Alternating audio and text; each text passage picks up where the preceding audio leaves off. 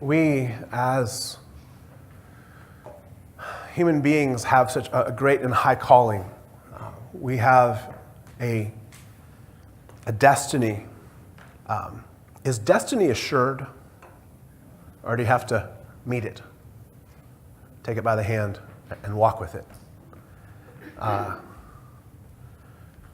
remember one of my children, I won't name names, when they were asked to come inside from playing in the backyard. They were asked, please come inside, and that child responded, no, it's not in my destiny.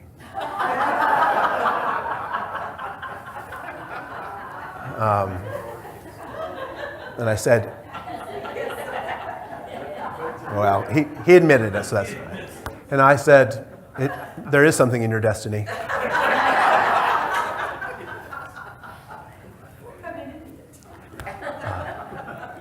Come hither, yes. We can choose to not. It's that which has been laid before us. It's why the apostle, he says, run the race. Take hold. You don't, there are no, what's the common term today? There aren't consolation trophies in this race. You got to finish it, and it's your race, nobody else's. We run together as a community and with our brothers and sisters all over the world as believers, yes, but your race is your race. You have to finish in order to receive that glorious prize. When we were created with something that was, we had an inclination, a direction, but we, as a race, chose differently. If you turn over to Genesis chapter 1, all the way back at the beginning, we see that in verse 26, chapter 1 and verse 26. And God said, let us make man in our image according to our likeness, and let them have dominion over the fish of the sea, over the birds of the air, and over the cattle, over all the earth, over every creeping thing that creeps upon the earth. It's kind of creepy, huh? And so God created man in his own image. In the image of God, he created him. Male and female, he created them. We get a little glimpse into this image of God. We have to understand, while we refer to God as Father, he's not a man. God in the composite unity, all the way in the beginning, he says, let us make man in our image. We understand that God possesses both and the best of each, male and female. It is said in the scriptures, we all know the masculine terms for God, but we see that it says that God is like a mother hen who gathers, desiring to gather the chicks to protect. We see these images. El Shaddai is one of the descriptors of God, which is a feminine term. And it is the image, it literally means the all-sufficient one, but it is an image of a nurturing mother. God is beyond what we can even begin to understand, but he has such great, and we begin on this life to understand little bits and pieces of him. You and I, as human beings, were created with a great calling. We were created incomplete, but with it, what we needed was close at hand. And what was close at hand in the garden? For Adam and Eve, what was there? God. God was present. He communed with his creation. Face to face, they walked in the garden. We don't know the space of time from the creation to when the fall occurred, but there was face-to-face communion. They enjoyed a beautiful face-to-face interaction with God every day. And it's why when it says that after they fell, he was walking in the garden, again, like he'd done hundreds of other times. And he said, where are you? If God ever says, where are you? It's not because he doesn't know. It's like if God ever says, what do you think? It's probably best to say, I don't know, Lord, but you do. Because he's not looking for input, per se. He's waiting for you and I to ask. We see that we were created in the image and the likeness. And many, it's important to kind of go back to some of the foundation things to be able to understand, because we forget. But you say, yeah, I've been reading Genesis for 10 years, 20 years, 40 years, 50, 60 years, maybe 70 years. What does it mean to be created in the image and the likeness of God? Where did we go wrong? How then shall we recover that which was lost? And so we see that this image of God, when you think of image, what do you think of? What's that? Okay, a picture. Good. What else? Okay. Yeah, similar. Many people think that these are the same. The image and likeness is just saying the same thing in two different words, but it's not. Image. What does the word image mean to you, or what is, maybe not even a biblical term, just a image. What is that? It's who you are. Okay, good. It's who you are. A reflection, okay. You look in the mirror and you see your reflection. Oh, yeah. Or maybe just in the first thing in the morning. Whoa. You see what's there. The word is denoting a shadow. Okay. As though a light cast upon an object, and the shadow is the exact structure and look with that. Okay. It's not like a whole, it's part of something, it's not the complete thing. Okay. It has no substance without Okay. its reflection. Good. It's been said that it's not the completeness, but it points to something. Okay, good. And the likeness, no, we're going to stay with the image. The image. When we look at the image of God, there's a whole host of characteristics. The image of God refers to many things. He gave, and we just read the scripture, he gave dominion over the earth to humankind. God has dominion over all things. And so he gives this honor to humankind. Dominion over the earth, what does that mean? What does that entail? Authority? Okay, authority. What else? Caretakers, yes. Responsibility. Okay. Guardians, what's that? Stewardship. So if you're a steward of something, do you own it? Or are you a caretaker? So God himself is, of course, above all things, and he has dominion over all things. But he gives us this honor as human beings. He didn't tap a chimpanzee on the shoulder and say, hey, you got a second? Ooh. I want you to take care of the earth. No, the chimpanzee doesn't understand that. The chimpanzee wants a banana. The chimpanzee will probably grab a banana while God's talking to him and offer God the banana, because that's what a chimpanzee knows. Humankind has been given the unique gift of language, which we have abused, and it's why God scattered us throughout the earth at that time of the tower. So he bestows upon us the things that he has himself. No other God that I'm aware of ever says to his creation, I want to share my throne with you. I want to share my authority with you. I don't remember the last king that survived very long on this earth with that type of an approach. We as human beings want to control, to manipulate, and we don't give up. And so God is saying, I'm going to show you, I'm going to demonstrate to you what I desire. I'm going to bestow or give this to you.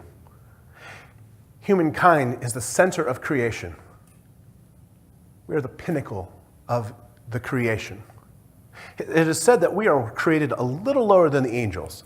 Okay, well, what are the angels? And by the angels, we can refer to all spiritual beings that God created. What are they? Okay, heavenly beings. They're messengers, yes. They're warriors. Amen. They're guardians. And there's a whole bunch of angels in this room right now. Each of you brought at least one with you. This place is bearing much more than what we can see. The angels are the creation of God, and they're glorious and powerful, and they're luminous, and they shine not because of their own glory, but because they reflect God's glory.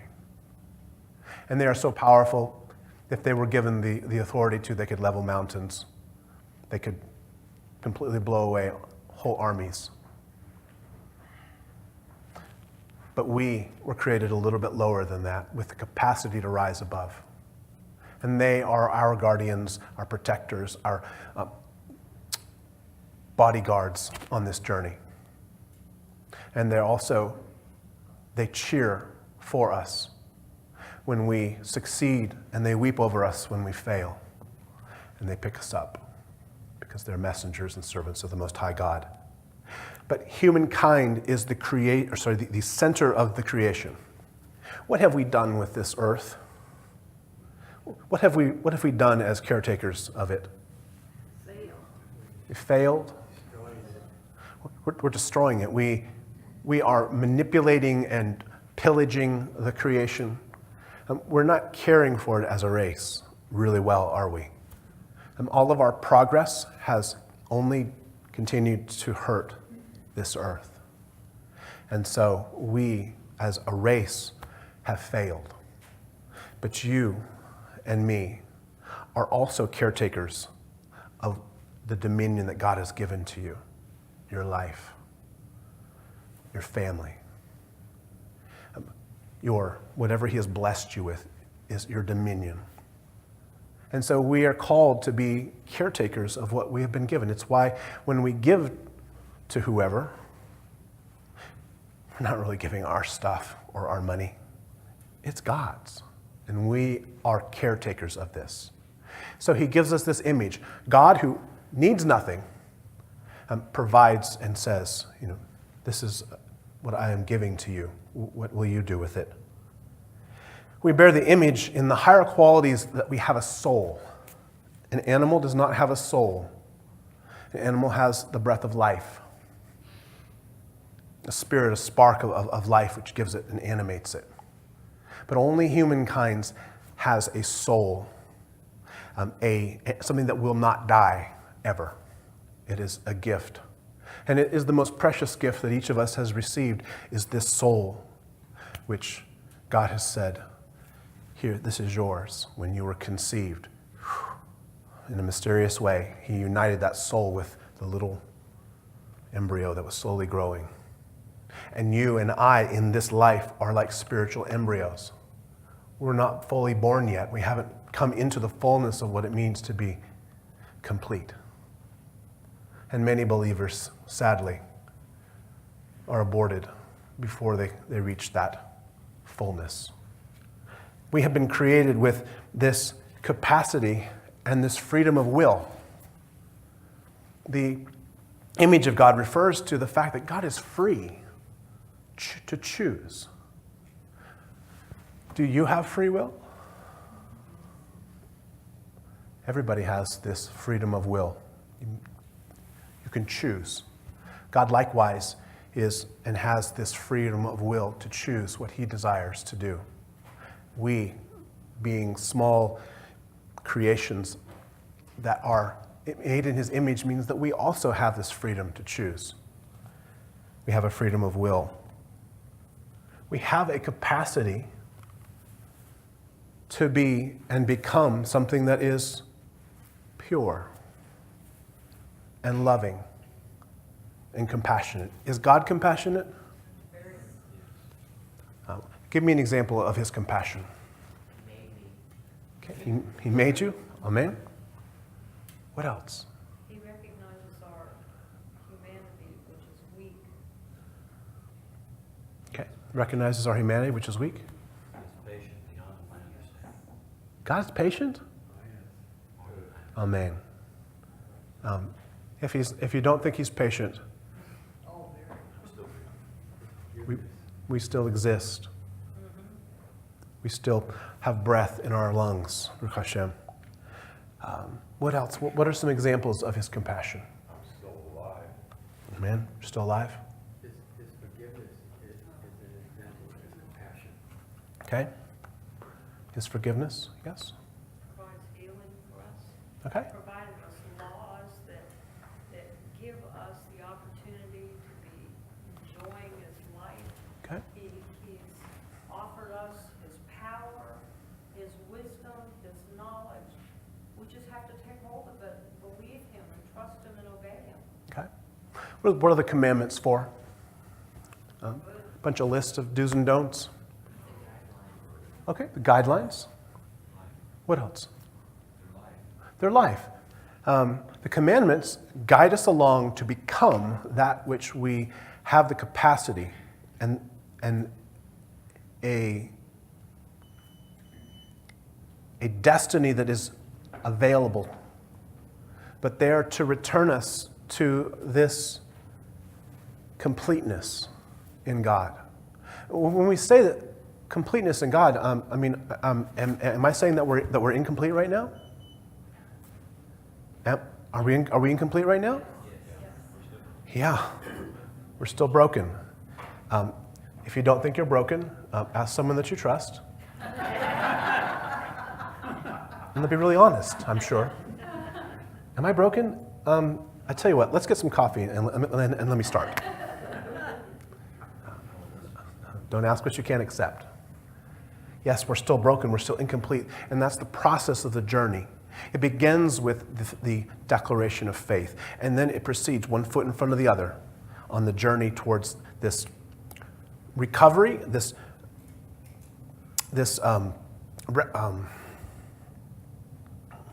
recreation of what was broken. And we came into this world broken. The first man and woman did not come into this world broken. They came into this world completely different than we are right now. We are growing in this quality of the likeness of God.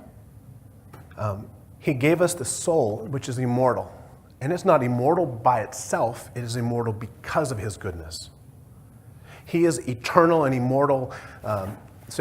Immortal means what? You can't die. And eternal means what? Forever. Right.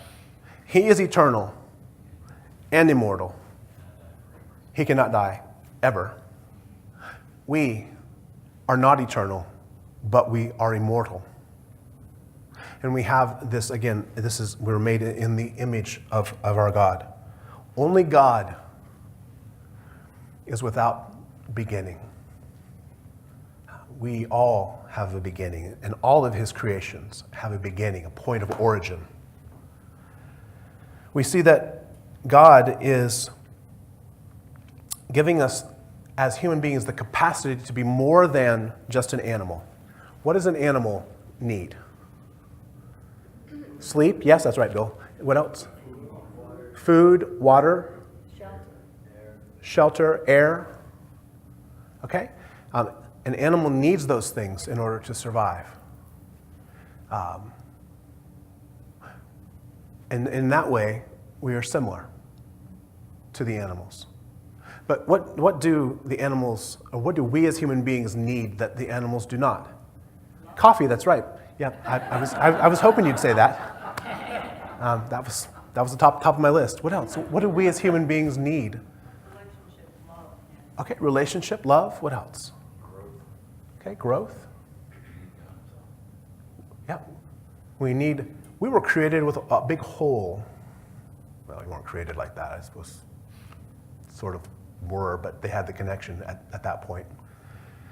When we fell in the garden, the connection was torn out of us. And we now all have this hole in us, metaphorically speaking, that we need to be filled. And that's why it's why we have addictions.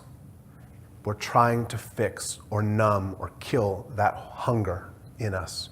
We were created with this hunger for God. We have the ability to reason. I want you to, if you can imagine that this is a textbook on quantum physics. And I walk over to my dog and I say, I want you to read this. And the dog looks at you and goes, because that's what a dog does. The dog doesn't have the capacity to pick up the book, for one, nor does it have the capacity to open it and read it and reason and understand what's there. Because the dog was not created for that. The dog was created to be your friend and your companion and to go a lot, right? And drool everywhere. The dog was not created to comprehend simple, relatively speaking, creation, nor of the higher things of God. Only you, only we as human beings have this capacity in order to. And because we have reason, we are like God and created in this image of God. God has created us with this incredible hunger, but we are created in an image. No other creation walks upright all the time. Even a gorilla moves along on its front paws. We were created in this uniqueness with our eyes looking towards heaven and a hunger for that which is greater than what we can see. Because of this organ within us, the spiritual heart that hungers for God to be filled. And nothing will ever fill that hunger in this world, in this life. It can only help support and encourage that hunger to be connected to God. We see that we have been given all of the noble characteristics of the Creator. Give me an example of that. Ability to create. Okay, we're creators. Did you know that? You are a creator. Many of you have children, grandchildren. You were given the ability to create life, but not just simply on your own. It was a gift that was bestowed upon you from the Creator. What's another example of creation, of us being creators? Oh, by the way, there's only one capital C creator. We're the little c creator. What else? What else do we create? Art, music. What else? Say again? Okay. Henry Ford created the first Ford. Go Ford, right? What else? Technology.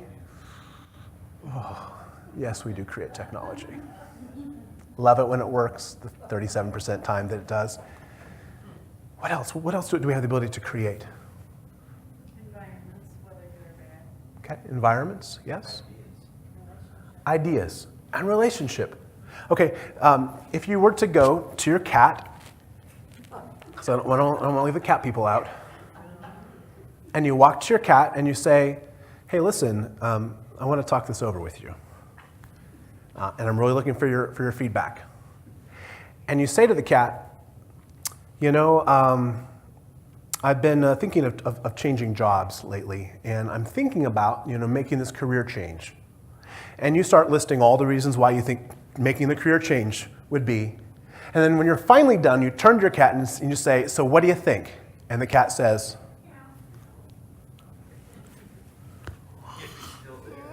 if he's still there to begin with.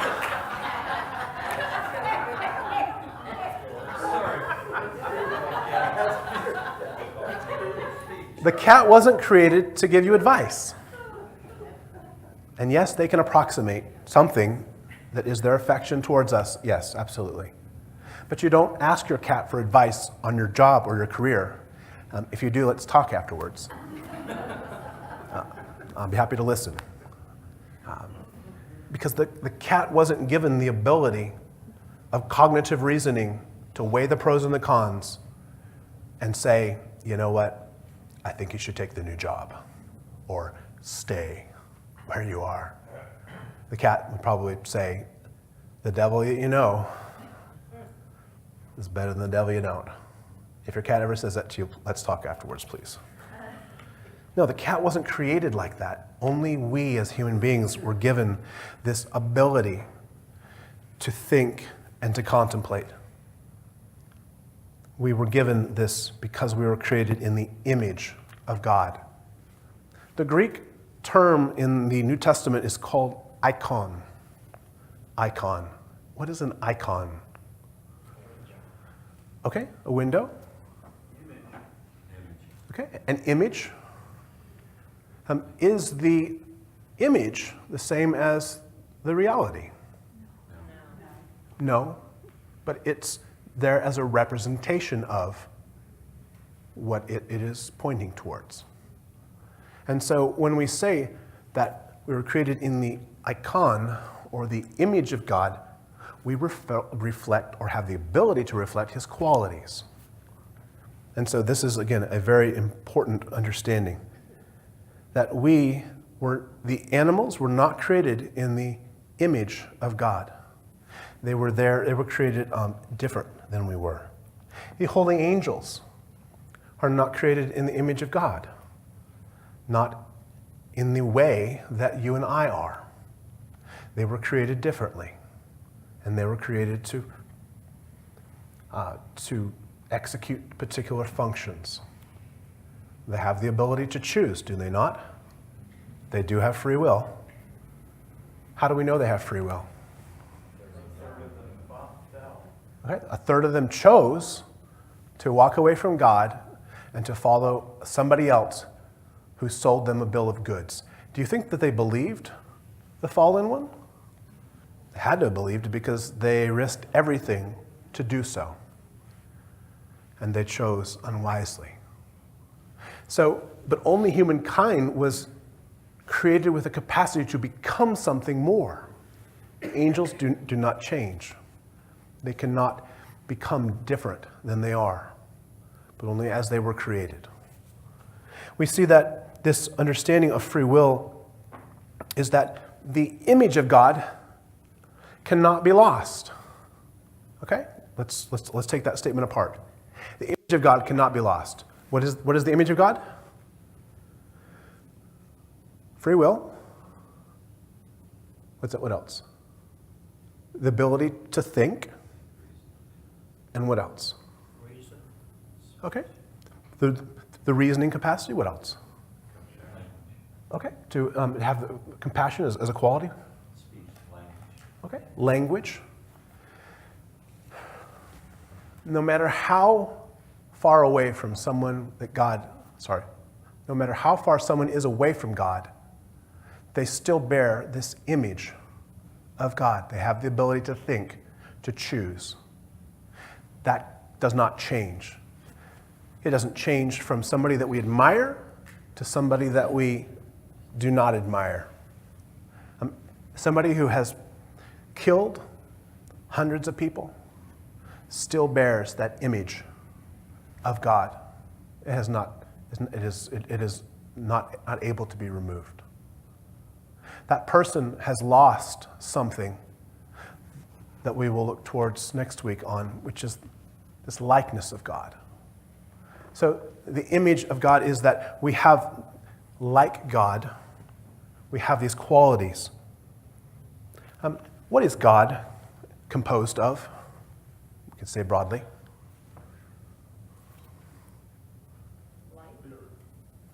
Okay, he's spirit, everything, yes.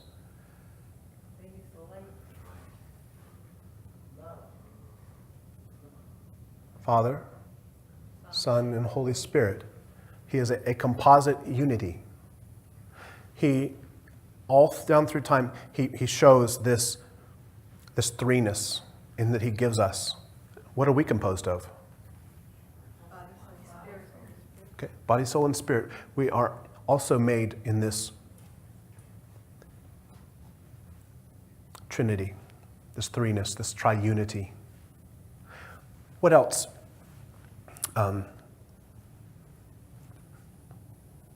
When you as a couple create children, you are like God in that you have this capacity to become and to create something. But you don't, and I don't, create this out of nothing. We use what we have been given. God, in this way, we also are creators upon this earth. What was one of the first commandments that God said to Adam and Eve? Okay. Why do you think he said that? It was a big planet? Okay. Yeah. There's a lot of stuff out there to eat and make sure it gets taken care of. What? I mean, why do you think he said be fruitful and multiply? Okay. God is a creator. He is a creator. He never stops being excited about each soul. Every soul is precious to God. Every single soul. And God, in a mysterious way, has the ability to connect with every hungry soul that reaches out for him at the same time. You and I struggle with 1, 2, 3, 4 children, 5 children, or how many ever it is that you have. We can only give attention in certain degrees at certain times, but God has the capacity to meet everyone's needs all at once. He knows you. He desires to know you individually and connect with you because he never gets tired of his children. He never says, I'm sorry, I got to go to work. No, you are his work. You are his work, and he desires to connect with you. We are limited in our ability, but we are made in this image of him. God loves even the most sinful people. Who's the most sinful person that you can think of?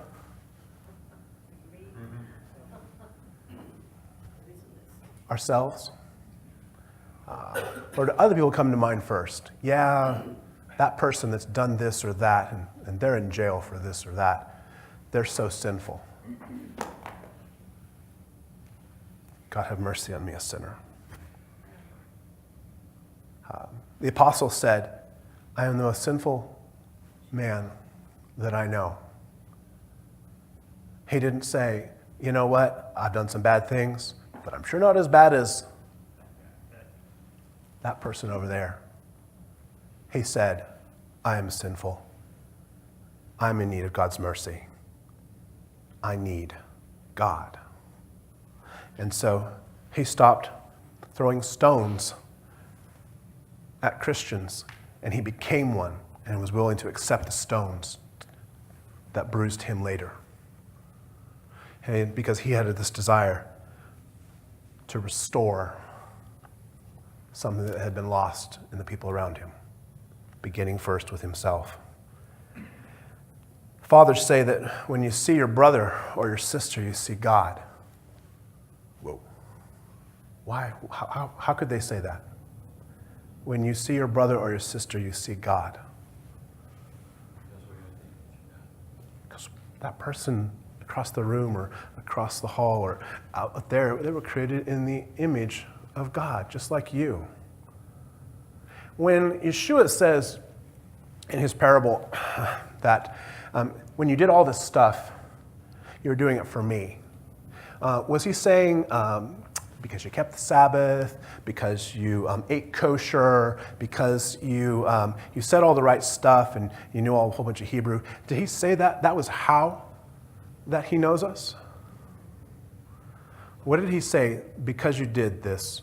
Under the least of these, my brethren, you did it unto me. He says that whenever you fed the hungry and clothed the naked and visited the fatherless and the widow in their distress, and when you visited those who are in prison, Jesus, Yeshua, says, you did this to me. Our salvation lives and dies in our brother or sister. How can I say that? What is salvation? It's drawing close to God. It's walking towards Him ever closely. And we do this through how we treat people, He says. He says, if you say you love me and you don't do these things, what does He say? You're a liar. I don't know about you, but I don't ever want to hear God look me in the face and call me a liar. Because that would be devastating, even though I am sinful.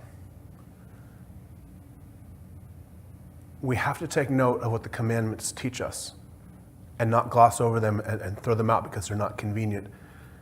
We have to return to what God desires and not the superficial fantasy that has been given to us in many places.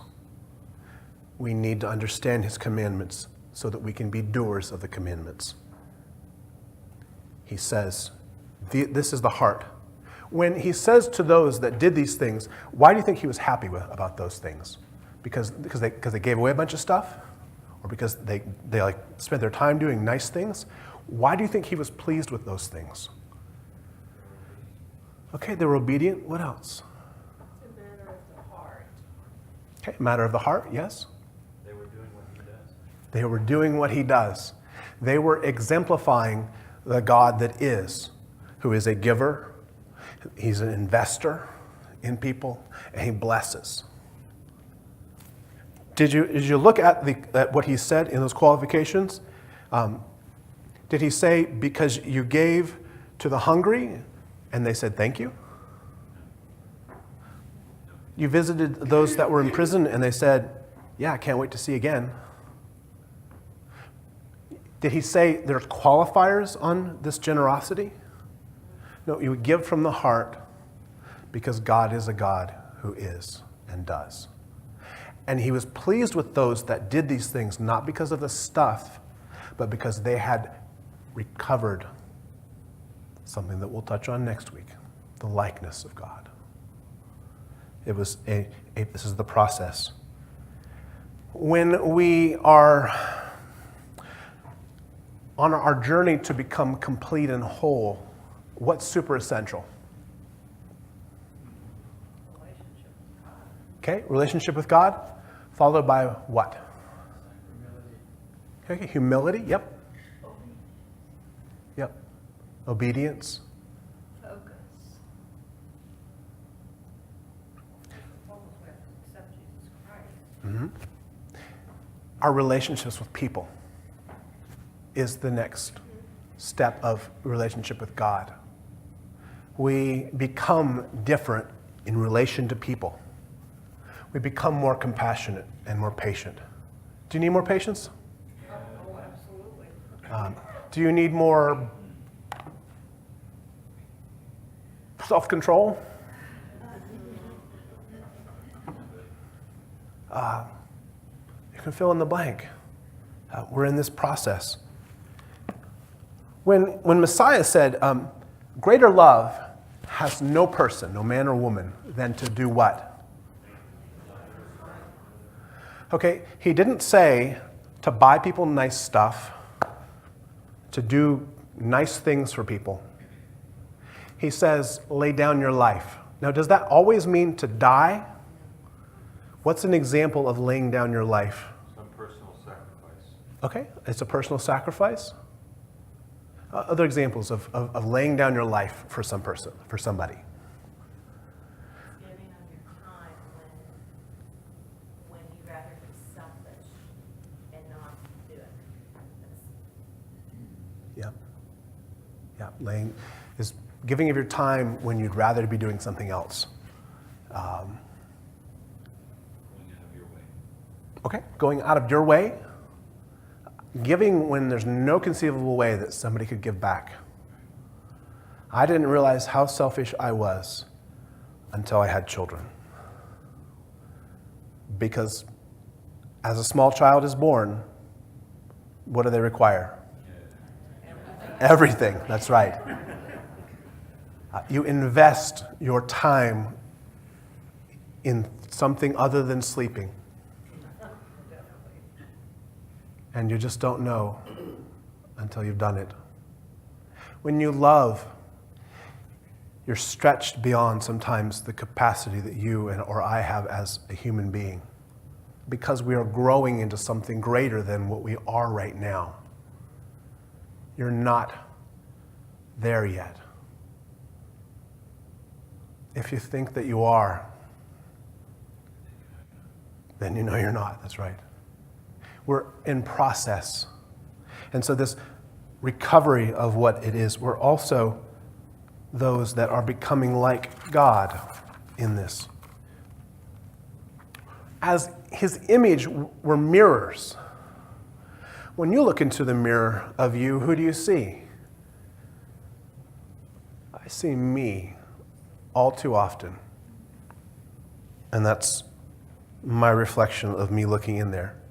But I want to wipe this heart and the schmutz that covers it, so that if I'm able to look inside, or others are able to see, or God above all sees himself in there and not me. A moon is not beautiful of itself. It's a bunch of dead rock. A moon is beautiful because it reflects the light. And you and I and all of creation were created as that which was to reflect his light. And this image is, again, it's something that we are in this process. If you're pure, then heaven is within you. What is heaven? The presence of God. Okay? Is heaven out there somewhere? Yes and no. Where is heaven immediately, hopefully? It was here in the heart. We taste heaven now, and we taste hell now. Where God is not present, there is hunger and sadness. And where he is, there's a fullness and a joy and a light. And you and I alternate between these two, do we not? But when we return to ourselves and we return to him, and there's a lightness, do you know what that feels like? To experience his presence within you. You do. It's what's kept you going. It's why you and I are hungry for more of that presence of God within us. He gave us this capacity to be a fellow worker, 1 Corinthians chapter 3.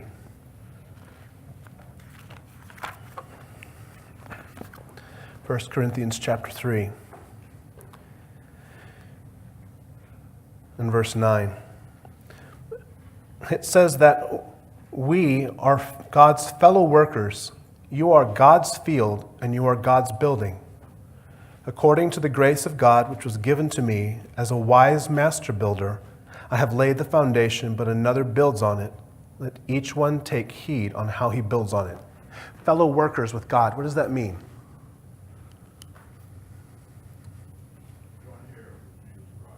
Say again? Okay, a joint heir. If you're a joint heir in something, what do you have to look forward to? What's that? Ownership. Okay, ownership. Sharing in, what's that? Your inheritance. The inheritance. Sharing in whatever that is with other people. On this earth, do you want to be a joint heir? No, you and I want the whole enchilada. You and I want whatever the estate is, man, bring it my way. But God, in his mercy, says to you and to me, I want you to share in this fullness. He's given us this ability to become that which he has given to us. We, as in the the image of God, we also have the ability to shape this earth, do we not? How do we shape this earth on an individual level? Okay, let's say again. We begin here. Okay, we begin in the heart to reshape. What else? Well, like I was asking, I want to be a godly influence Okay, to those who are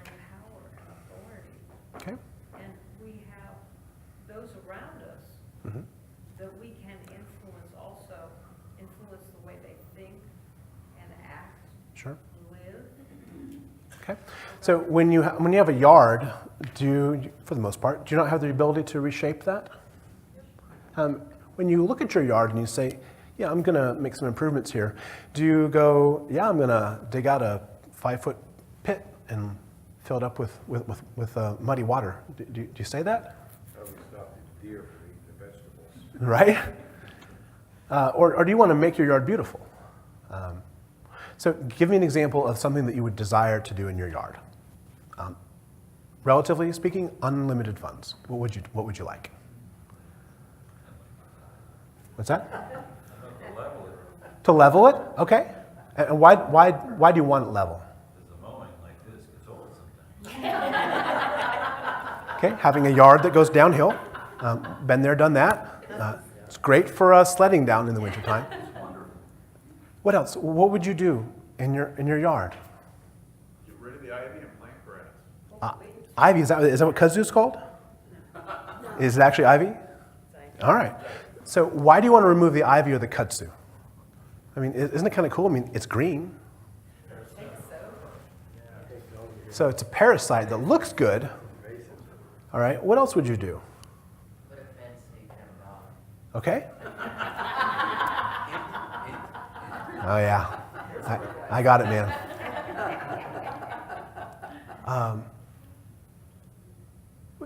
And again, this is just me. I would love to put a fountain in the back that had some aspect of ornamentation so that when the water flows out, it creates a soothing sound, and to have the ability to see some fish. I like koi in that fountain. To be able to see that and enjoy it, to sit by it and just enjoy the beauty. We're creating things within us. We're leveling the ground. The prophet said, first Isaiah said, bring up the low places and bring down the high places. We bring the low places up is our brokenness and our incapacity to do. And what do you think the high places are? Pride. Our pride has to come down so that a level space and place is able to be utilized for God. You are the highway of God in this world. I am. And we are all in this process of leveling and raising to a place in which God can flow through us. Because unfortunately, still salt water comes from this mouth. Unfortunately, thoughts come from this mind which are not holy. And the process of purification is this life. And the troubles and the adversities that we go through is the purification of this vessel so that we can become and be that which we are called to be and recover that which we have lost. This message could go on, but there's delicious food calling us. Next week, we'll look at the likeness of God and how it is that we can recover that.